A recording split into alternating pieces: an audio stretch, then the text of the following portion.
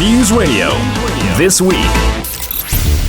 The Colombo High Court today acquitted former Inspector General of Police Pujith Jayasundara and former Secretary to the Ministry of Defence Hemasiri Fernando from all charges filed against them over the failure to prevent the 2019 Easter Sunday attacks. The order was issued unanimously by a three-member bench comprising Justices Namal Balalle, Aditya Patabandige and Mohammad Isadeen. 855 indictments were filed against Fernando and Jayasundara by the Attorney General, including charges related to criminal negligence for failure to take measures to prevent the bombings despite having received prior intelligence information. PUCSL Chairman Janaka Ratnayaka said hydropower generation will be reduced by 50%. Apartment residents who wish to use their air conditioners between 6 p.m. and 10 p.m. must use the apartment generator. Power consumption at state institutions must also be reduced by 80%.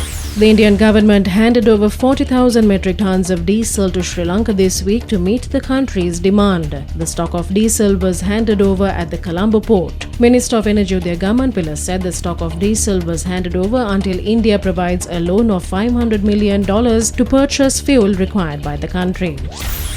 Remittances sent by migrant workers to countries excluding Sri Lanka during the 2020 and 2021 financial year increased. This was revealed in a study conducted by independent research institute publicfinance.lk. Accordingly, remittances received by Sri Lanka in the year 2021 decreased by 22.7% compared to 2020. Sri Lanka received only $1,612 million in 2021 based on central bank data. Trade unions of the health sector temporarily suspended the ongoing strike action for 14 days. They expect the president to intervene and resolve their issues. The health unions engaged in the strike over a 9-day period based on 7 demands.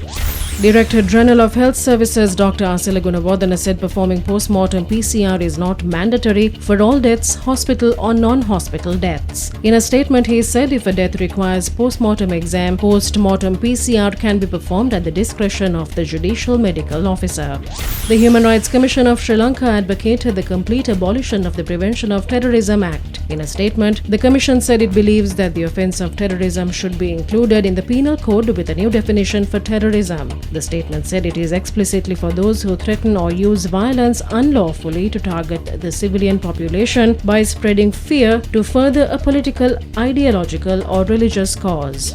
5 Sri Lankans were among the Indian Premier League buys for the 15th edition of the 2020 blockbuster. All-rounder Wanidhu Hasaranga, a most sought-after player, was sold for 107.5 million Indian rupees to Royal Challengers Bangalore at the auction. Meanwhile, Dushmanta Chamera was bought by Lucknow Super Giants for 20 million Indian rupees. Spinner Mahesh Theekshana was picked up by Chennai Super Kings after a bid of 7 million Indian rupees, while Bhanuka Rajapaksa was sold to Punjab Kings and Chamika Karunaratne to Kolkata Knight Riders for 5 million Indian rupees each.